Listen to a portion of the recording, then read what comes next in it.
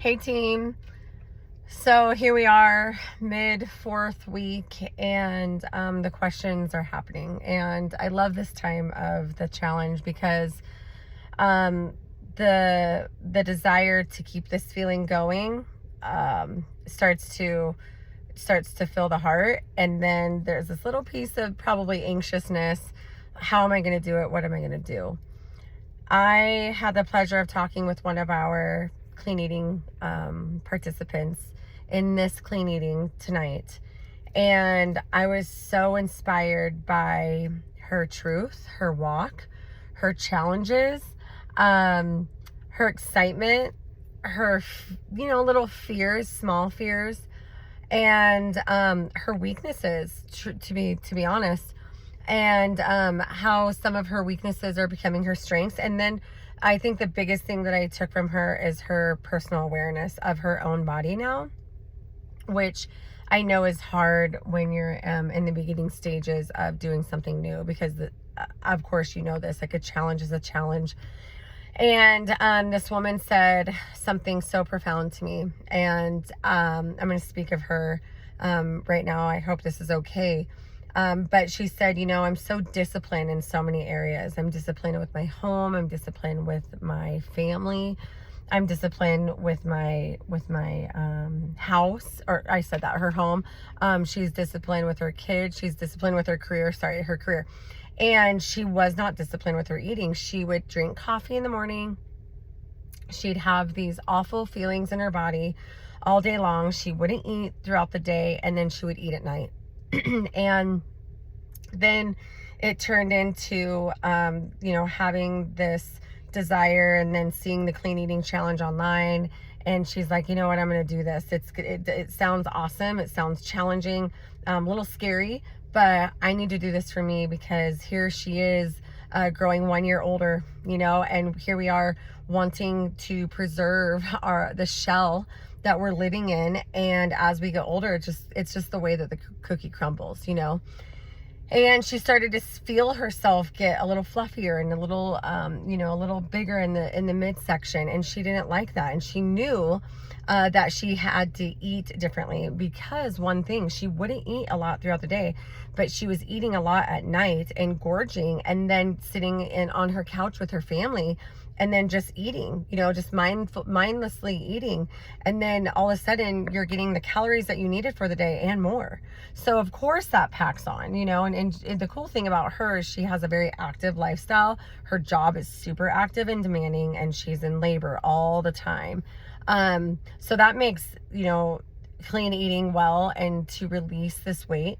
And she started at 142, and today she's at 136. And she has the desire to be at 132, and I believe that she will be there. And she's challenging herself to continue this journey until the next challenge, and then she's going to get her husband on board, and her family is really into it right now. And quite frankly, this is what happens. But when mom starts, making all the food and labeling all her food, and this chick, she's so cute, like her picture, all of her foods are labeled, and she's being as detailed as she is in her career and her family and her husband and her kids and her home. She's being as detailed now with her food, which I'm so pumped for her, because that's the kind of preparation and organization that you need in order to succeed in this, and because it takes a lot of work and a lot of time. So, she was talking to me about how that shifted. And even when she's tempted, her and her husband come together, and they're like, you know what? We don't need to tempt you right now. Like, you are our rock. You are wanting this. You do so much for us. Let's keep this in line for you. And I loved that support that she has for herself, because not very many people do. And also, if they don't have that support, how easy is it to say, you know what, I'll eat this chocolate. Oh, you know what, I'll drink this Coca-Cola. I'll have this Twinkie that I don't really want, but everyone else is eating it.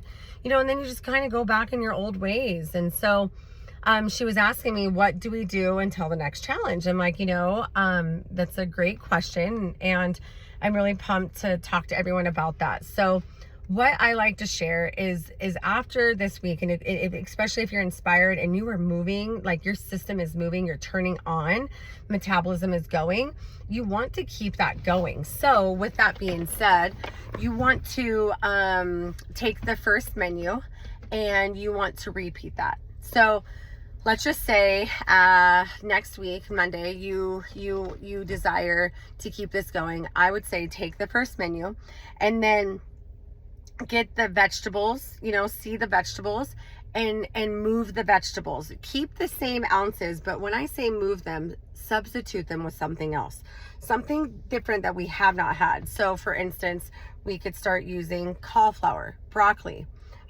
snap peas, green beans, zucchini, squash, like asparagus. Like I know we use asparagus a lot, but we can pull these things in where we are substituting and we're getting more flavors of the rainbow, and so when we also see fruits, it's a great way to also substitute. So this means if I'm seeing blueberries, then why don't you substitute the blueberries for blackberries, or substitute the blackberries for raspberries, and then that makes it a little different. We all have gotten used to hard-boiled eggs and egg whites and full eggs, and they're all so different because at the end of the day, what I'm doing is I'm creating a macro count that fits for us, and it will be a little off if you are adding in different carbs for a carb. So that all that means is if you are to stick to the vegetables and change the vegetables, you're closer to the macro count that I created in the first place. If you substitute the fruit for fruit, then you're better to stick with that. If it's a egg white, then you need to stick with, that's a protein, and you need to stick with just protein, which means the chicken or the fat-free turkey, or the egg whites, the muscle eggs. So a lean protein for a lean protein, a fat for a fat. So when you see the egg, a full egg, you're getting, yes, protein, but you're getting fat in that too. So we need to start being aware of those things. Now, here's another thing. For week 2, I challenge you to take all 4 menus and take your favorite things from every single menu. So this means, I like breakfast from menu 1, I'm using that for menu 2. I like snack from menu 4, I'm going to use that for menu 2. And then all of a sudden you have a breakfast, snack, lunch, snack, and dinner of your favorites from all your menus. Now, will it be right on 40-40-20? Absolutely not, because I've changed calories every single menu. So there is a little discrepancy right there, but if you're being clean, okay, and these are the foods that you choose, and you're not detouring and deviating and making these extra exemptions for yourself and falling into the line of temptation, you will continue this journey of releasing the fatty acids off of your body.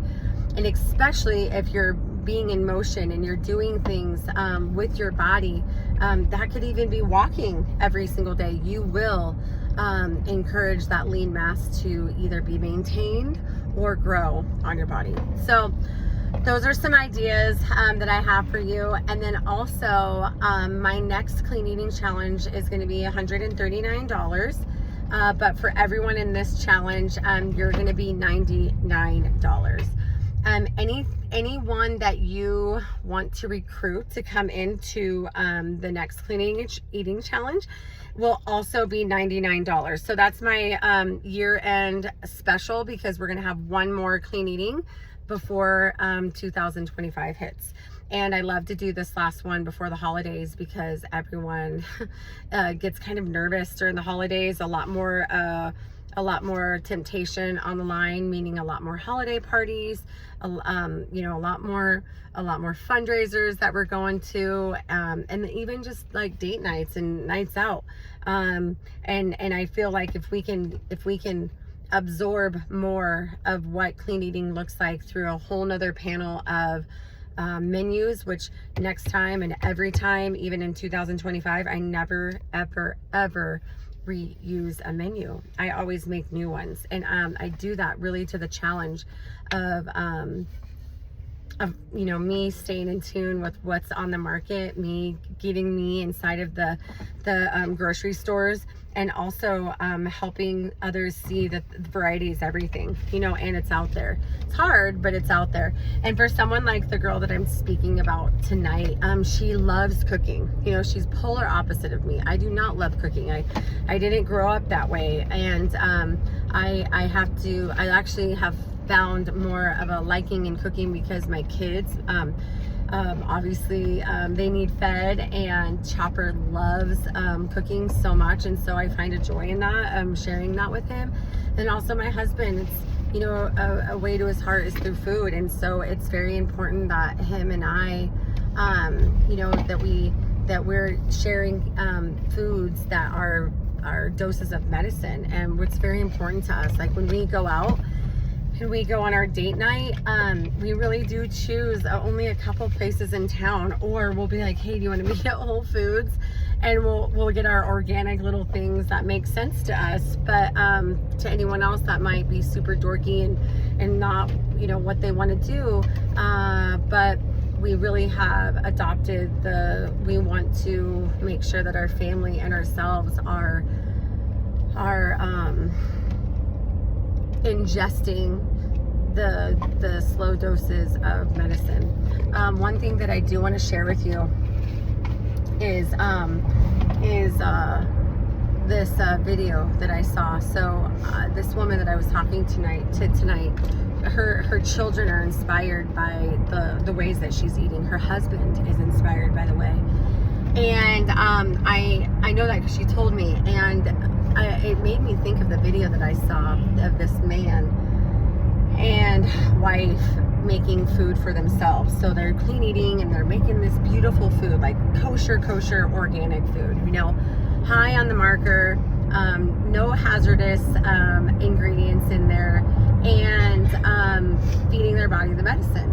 And then all of a sudden, you guys, this video goes right to like the other side of the grill, and it's a Lunchable, and it says what I'm feeding my kids tonight because it's what they like. And then this Lunchable is on the grill, and it just curdles over. The cheese and the meat like curdle over and turn upside down, and then just turn black like plastic.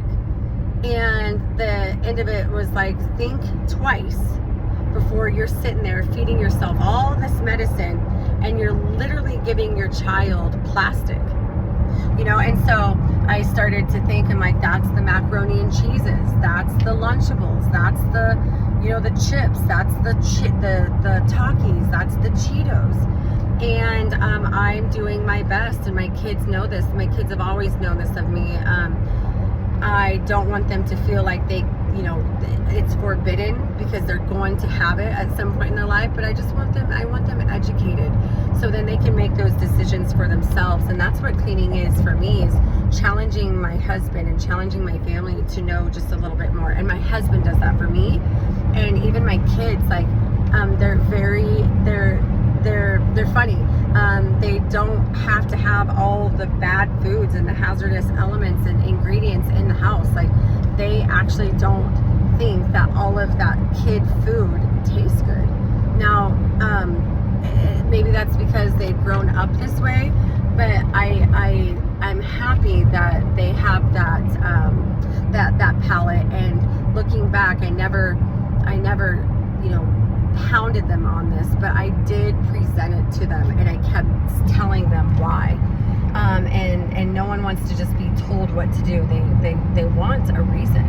And I've treated my family and my children in the same way of respect, the same way that I treat my clients and my clean eating participants. So I do challenge you to do that as well, and to look further for your children. And I promise you, if you are doing this over and over and over again, and then mommy starts changing, and then daddy starts changing, they're going to see you, and they're going to see your attitude. They're going to see your energy. They're going to see your look change, and then that is going to speak way more volume than what telling them what to do is.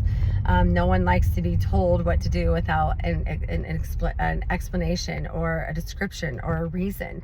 And I believe that the best form of communication is action. Let's do what we say that we're going to do. And when we fall short, let's point the finger at ourselves and be like, well, this is why this didn't happen, because I chose not to do that. Or this is why this is happening, because I chose to do it. So anyways, it was really fun chatting with you girls and guys tonight. And let me know what you think about this video, and what are your favorite foods? Like, what if you could create your own menu right now from the menu that you have? What would that look like? I'd love to see a typed out version underneath this link right now. And oh, that's the last thing I wanted to say. For people that love to cook, I'm so proud of you for enhancing your foods with all the spices and herbs and making things in love. Like my husband and my son Chopper makes things in love. Like Chopper made brownies last night and he didn't want to burn them, and he kept checking on them, and he got his toothpick and he's like making sure that it's just right. And sure enough, those brownies came out gooey and chewy, exactly how everyone would want a brownie to be Chopper made. And it's because he made it in love, and he knew that he was going to give them not only to us, his family, and he was going to eat them too, but he was also going to give them to his friends tomorrow. And you know, at the end of the day, he gets one chance to make a little impression as a little baker. And I didn't ask him if his friends thought it was good, but I'm assuming, being around brownies my whole life and the way that those tasted, I'm assuming they were happy with the taste. And I don't, you know, this is just the mom in me, but I honor the fact that my child can do things in love. And I'm learning that with food. So even though that we do plain Jane foods, we can make them in love through the herbs and spices and the temperatures and the bone broth and all that stuff that we can add to our food. Okay, all right, I'll talk to you guys later. Mwah.